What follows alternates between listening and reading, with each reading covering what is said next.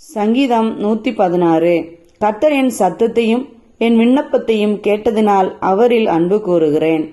அவர் தமது செவியை எனக்கு சாய்த்தபடியால் நான் உயிரோடு இருக்கும் அளவும் அவரை தொழுது கொள்ளுவேன். மரண கட்டுக்கள் என்னை சுற்றி கொண்டது, பாதாள இடுக்கண்கள் என்னை பிடித்தது, இக்கட்டையும் சஞ்சலத்தையும் அடைந்தேன். அப்பொழுது நான் கர்த்தருடைய நாமத்தை தொழுது கொண்டு, கர்த்தாவே என் ஆத்துமாவை விடுவியும் என்று கெஞ்சினேன். கர்த்தர் கிருபையும் நீதியும் உள்ளவர், நம்முடைய தேவன் மன உருக்கமானவர். கர்த்தர் கபடற்றவர்களை காக்கிறார். நான் மெலிந்து போனேன், அவர் என்னை ரட்சித்தார். என் ஆத்துமாவே, கர்த்தர் உனக்கு நன்மை செய்தபடியால் நீ உன் இளைப்பாறுதலுக்கு திரும்பு. என் ஆத்துமாவை மரணத்திற்கும் என் கண்ணை கண்ணீருக்கும் என் காலை இடறலுக்கும் தப்புவித்தீர். நான் கர்த்தருக்கு முன்பாக ஜீவனுள்ளோர் தேசத்திலே நடப்பேன்.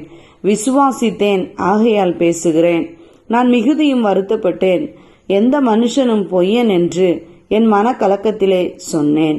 கர்த்தர் எனக்கு செய்த எல்லா உபகாரங்களுக்காகவும் அவருக்கு எண்ணத்தை செலுத்துவேன். ரட்சிப்பின் பாத்திரத்தை எடுத்துக்கொண்டு கர்த்தருடைய நாமத்தை தொழுது கொள்ளுவேன். நான் கர்த்தருக்கு செய்த பொருத்தனைகளை அவருடைய ஜனங்கள் எல்லாருக்கும் முன்பாகவும் செலுத்துவேன். கர்த்தருடைய பரிசுத்தவான்களின் மரணம் அவர் பார்வைக்கு அருமையானது. கர்த்தாவே, நான் உமது அடியேன், நான் உமது அடியாளின் புத்திரனும் உமது ஊழியக்காரனுமாயிருக்கிறேன். என் கட்டுகளை அவிழ்த்து விட்டீர். நான் உமக்கு ஸ்தோத்திர பலியை செலுத்தி கர்த்தருடைய நாமத்தை தொழுது கொள்ளுவேன். நான் கர்த்தருக்கு செய்த பொருத்தனைகளை அவருடைய ஜனங்கள் எல்லாருக்கும் முன்பாகவும் கர்த்தருடைய ஆலயத்தின் பிரகாரங்களிலும் எருசலேமே உன் நடுவிலும் நிறைவேற்றுவேன். அல்லேலூயா.